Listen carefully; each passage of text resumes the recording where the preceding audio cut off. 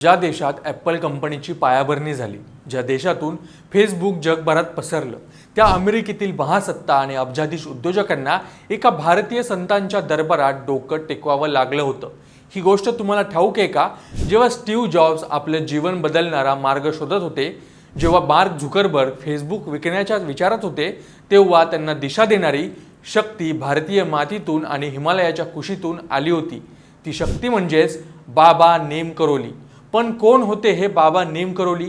एका ट्रेनच्या डब्यातून सुरू झालेला चमत्कार थेट अमेरिकेतील तंत्रज्ञान जगताला कसा हादरवून सोडतो आणि एका साध्या साधूने देश विदेशातील राजकीय आणि उद्योजक दिग्गजांना आपल्या विचारांना कसं जिंकलं?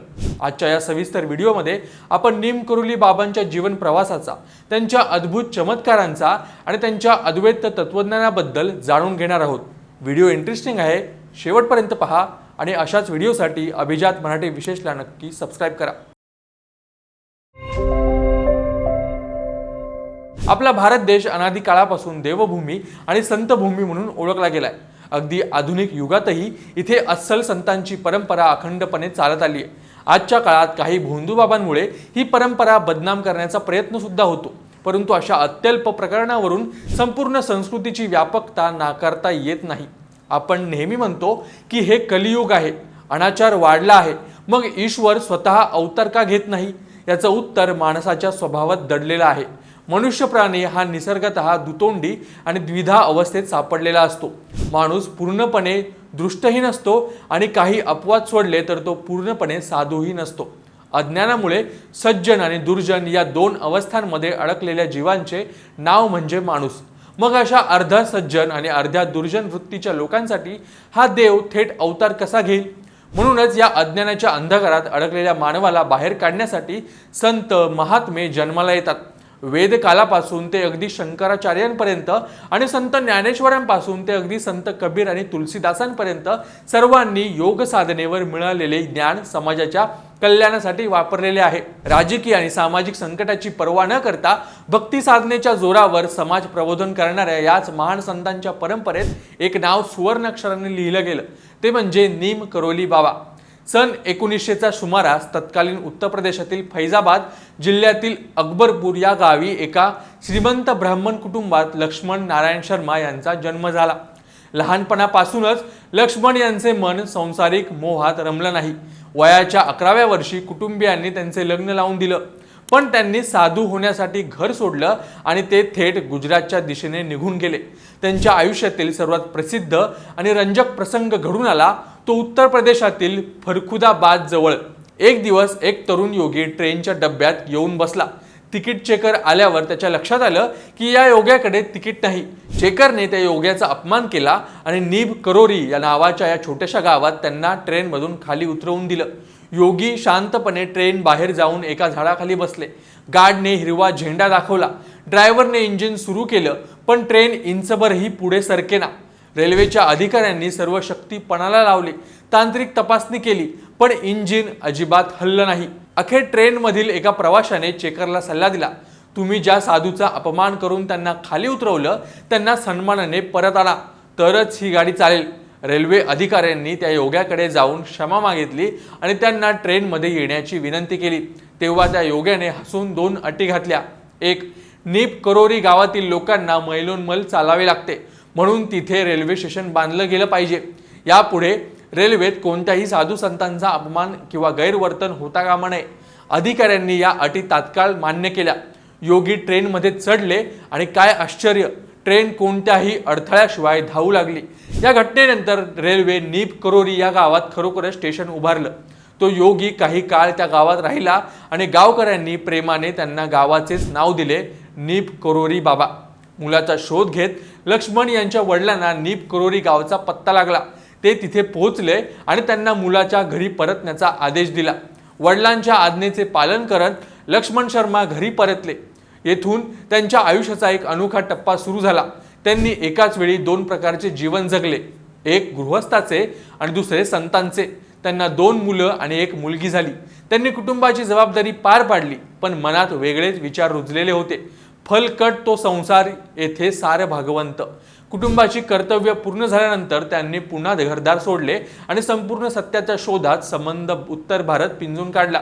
गुजरातमधील मोरबी आणि उत्तर प्रदेशातील वृंदावन येथे त्यांनी अत्यंत कडक तपश्चर्या केली आणि या भ्रमंती दरम्यान लोक त्यांना वेगवेगळ्या नावांनी ओळखू लागले। कुठे लक्ष्मणदास, कुठे हंडीवाला बाबा, तर कुठे तिकोनिया बाबा। मोरबीमध्ये लोक त्यांना तलैया बाबा म्हणायचे, तर वृंदावनातील लोक त्यांना चमत्कार बाबा म्हणून ओळखायचे। त्यांच्या जीवन काळात त्यांनी कैची आणि वृंदावन इथं 2 मुख्य आश्रम स्थापन केले आणि शेकडो मंदिरांची उभारणी केली। उत्तराखंडमधील नैनिताल जवळ असलेल्या कैची आश्रमात त्यांनी 1964 मध्ये हनुमंताच्या भव्य मंदिराची स्थापना केली। आज हे आश्रम जगभरातील करोडो भाविकांचे श्रद्धास्थान आणि तीर्थक्षेत्र बनलं आहे।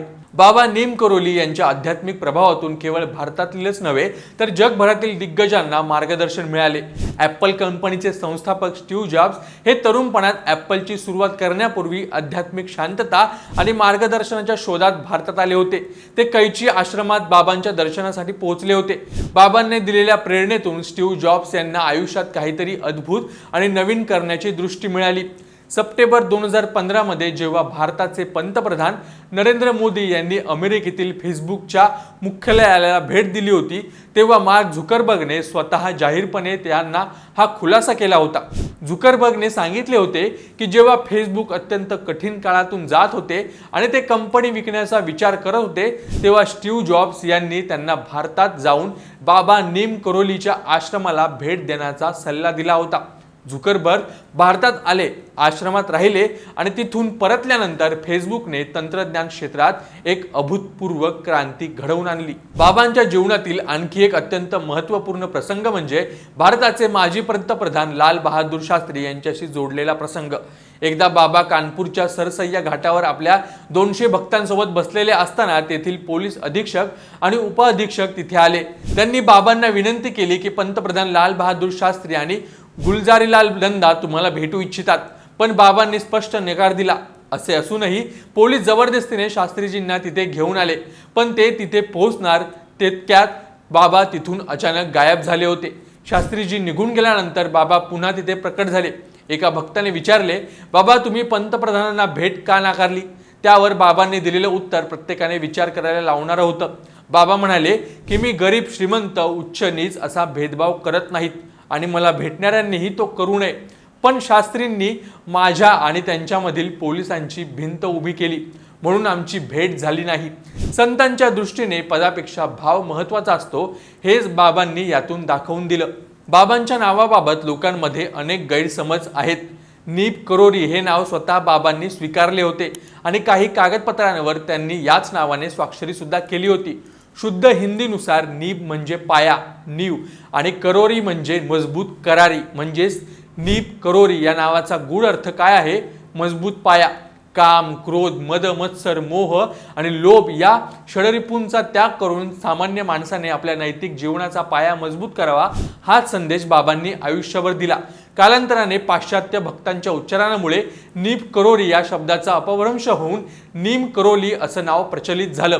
नीम म्हणजे कडुलिंब आणि करोली हे राजस्थानातील एक ठिकाण मानलं गेले, परंतु इंग्रजी लेखक आणि पाश्चात्य भक्तांनीही शेवटी नीम करोली हाच खरा शब्द असल्याचं मान्य केले।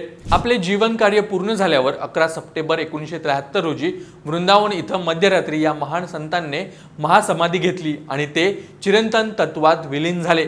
तर मित्रांनो, नीम करोली बाबा यांचे जीवन आपल्याला शिकवते की खरी आध्यात्मिक आणि शक्ती प्रसिद्धीच्या किंवा सत्तेच्या मागे धावत नाही।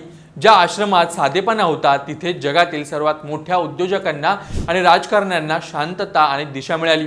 कलियुगात जिथे माणूस स्वार्थ आणि अज्ञानाच्या अंधारात चाचपडत आहे, तिथे नीम करोली बाबांसारख्या संतांनी दाखवलेला शक्ती, भक्ती, सेवा आणि मजबूत नैतिक पायाचा मार्ग आजही लाखो लोकांना दिशा दाखवून आहे। आजच्या या आधुनिक आणि डिजिटल युगात जिथे आपण विज्ञानावर विश्वास ठेवतो, तिथे नीम करोली बाबांच्या अशा आध्यात्मिक आणि मानसिक शक्तीकडे तुम्ही कसे पाहता? अध्यात्म आणि यश यांचा खरोखरच काही संबंध असतो का? तुमचे विचार खाली कमेंट्समध्ये नक्की सांगा आणि हा व्हिडिओ इंटरेस्टिंग वाटला असेल तर आम्हाला कमेंट्समध्ये नक्की सांगा आणि अशाच व्हिडिओसाठी अभिजात मराठी विशेषला नक्की सबस्क्राईब करा आणि हा पूर्ण व्हिडिओ पहा अभिजात मराठी विशेष या चॅनलवर।